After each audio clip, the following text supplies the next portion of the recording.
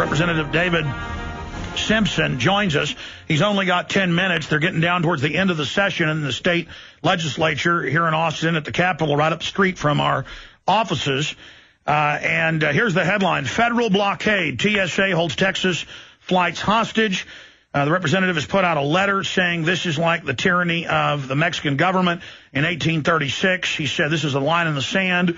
Total takeover. The feds have said they will shut down all air traffic in Texas if the representative who had his small children groped, Representative Ron Paul, says they grab his genitals. Jesse Ventura, former governor, is suing. They have done things I can't even say on air. When I've been with him, flying commercial, working on his TV show with him. And the good news is, at the federal level, powerful bipartisan caucus prepares to fight TSA, strip their naked body scanner funding. Other incredible news. But before we go to the state rep, only got a few minutes with him. Here's Obama. But again, this started with Bush. But here's Obama saying a domestic security force just as big and just as strong as our military, with the TSA now saying they're going to be at high school proms, fondling your daughters and sons. Here it is. We cannot continue to rely only on our military in order to achieve the national security objectives that we've set. We've got to have a civilian national security force that's just as powerful, just as strong, just as well-funded. So, Representative, do you agree that this is a total federal power grab now that they're announcing TSA has total jurisdiction over every grocery store, every public school, every state house? They will do what they want, when they want, or all transportation will be blockaded? I don't know that firsthand, but I can tell you, they're not just aiming at airports. They went to that prom in New Mexico. They've gone to train stations. I read a contract where they were seeking to develop the scanners where they could scan people on sidewalks, moving objects, and at public events such as a football game, basically virtually strip searching people without probable cause, without express informed consent. It's outrageous.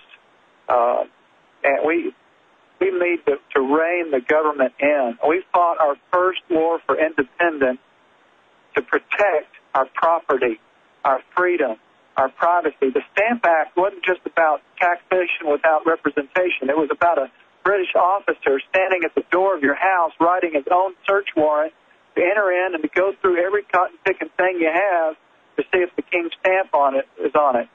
And that's why we have the Fourth Amendment. The Fourth Amendment is a minimal standard Supreme Court's ruled, and it's ruled that the states can improve upon that, define it, and that's what my House Bill 1937 was designed to do, basically to say, you've got to have probable cause before you make touching my privates as a condition of flying on an airplane. Representative David Simpson, House District 7, your family has been violated by these people. Much of my family has. We can't even travel anymore because I physically cannot put up with it. And when they tried with my family, I did blow up and cause quite a scene and almost got arrested. I mean, this is the line in the sand. I just can't have people sticking their hands down my 3-year-old daughter's pants. And I know they went down that road with your family. Can you break down the sense of the House right now with this threat by the U.S. Attorney to blockade air travel in and out of the state of Texas? Well, what happened? It passed. My bill passed out of the House unanimously, and it had almost 100 signatures, 100 co-authors, had 94. Then it went to the Senate. It passed unanimously out of the Transportation and Homeland Security. And then when it was brought to the floor, but on a 10th calendar, Senator Dan Patrick was doing a good job, and he was ready to bring the bill up, but the bill was delayed. And apparently so that a Department of Justice letter could be circulated among the members, and some of the members scattered and like a covey of quail. And I had a response written, but I didn't have time to get that to the senators. There's much misinformation and falsehood in that letter. We're not saying to stop all searches. We're saying that the searches without probable cause must stop at touching our privates, that you've got to have probable cause. It's either got to be there or a body cavity. And so and the other thing is we put a provision in the bill not to fight federalism. This isn't really a nullification bill. This is an interposition bill. It says, instead of threatening to shut down our flights, why didn't they just show us their statutory authority to grope and ogle our private parts? I don't think there is such a law, and I dare them to pass such a law. I was about to say, they claim they have a regulation. I've looked, and I've had constitutional law scholars on. It doesn't exist. An FBI agent can't go to public parks or a shopping mall and stick their hands down people's pants, and folks would laugh if they tried. But in the airport, they've incrementally ratcheted it up.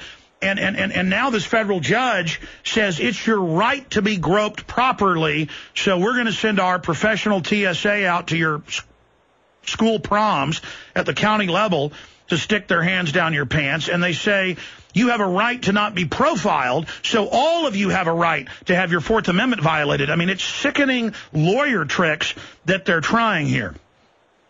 Yes, that's right. And I'm afraid we're losing the Texas that Sam Houston fought for and governed. He said, Texas is yet to learn submission to any oppression, come from what source it may. And if we don't stand up now, we're going to lose our independence. We're going to lose our sovereignty. We're going to lose our rights as individuals to live free and with dignity and to travel freely. It's just, they've moved from prudent caution to ridiculous excess.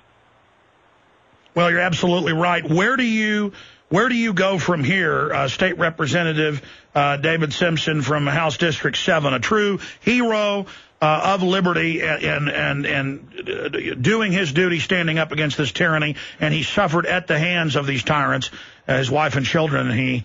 Where do we go from here with this outrage? Because now there's no end. I mean, if they can, and they know this, if they can federally seize areas outside of law, always more, first on the outside of the pants, now in the pants, where does it end? How do we meet these people? Well, we've got to have some guts and just not submit to it and tell them to show us the law. And then even if there is a law, then we need to throw those rascals out who would ever pass such a law. And there's no law that Congress has passed, and that's how the bill is written. And if one were to be written, I think it would be found unconstitutional. One thing, this bill is not absolutely dead yet. It was withdrawn when several people cowered in light of this federal threat.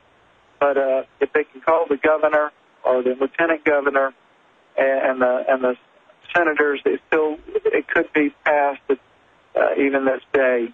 So it doesn't matter that you had unanimous in the House. You are our representatives, and we went back before the 17th Amendment. You could recall U.S. senators to the legislature, but that's been taken.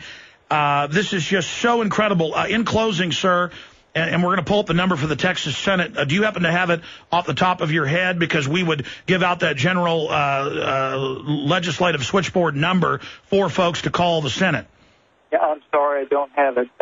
Well, we'll get it up on screen after you leave us here in just a few minutes. But going through your letter that's up on your state rep website, you talk about this being throwing down the gauntlet and liken it to the Texas War in 1836 against the tyrant Santa Anna, who the Mexicans later overthrew themselves. Expand on why this is such hardcore tyranny. Well, this is Gonzales 175 years ago. If you remember, when our forefathers were settling Texas peacefully and working with the Mexican government under the Constitution of 1824, they gave us a cannon in Gonzales to protect ourselves from the terrorists then, the Indians. And when they came to take that cannon, they said, come and take it. And they turned it on them, and they fought for independence. I'd like to wear, there's another flag besides this is the come and take it moment. And I hope the governor, I hope the lieutenant governor, I hope our senators will stand up and see this. This is not an assault on federalism. This is saying, just leave us alone. Don't treat a traveler as a criminal suspect. It's like going into a department store or taking every customer going into a department store and groping them and searching them on the way out. If someone puts something in a backpack and tries to leave without paying for it, certainly talk to them, question them, search them, but not every customer. Well, listen, when people are seen on camera cramming jewelry down their pants, there's been many court cases, as you know, covering this. They have to call the police. The cops have to have probable cause. They then take them to the jail, and then they are searched there by someone of their own sex. I mean, that's why state police are on record, FBI is. No one's ever done this. Is there any doubt in your mind, Representative, that this is a giant power grab? No, I think it is. And the TSA agents are doing what peace officers cannot do without probable cause. It's time that we stand up and that we refuse to fly. If they're going to take our daughters and fondle them, we've got to stand up for freedom, for dignity, or the terrorists have won. We are doing more than the terrorists ever dreamed they could do. 60,000 people a day out of 2 million are getting virtually strip searched or groped. Oogled or groped. Well, Representative, we'll obviously have to talk to you more in the future as this unfolds. David Simpson, District 17, God bless you for not selling out our liberty and for standing up for this free republic. We'll talk to you again soon. Thank you, Alex. I love a free press. Thank you. Thank you.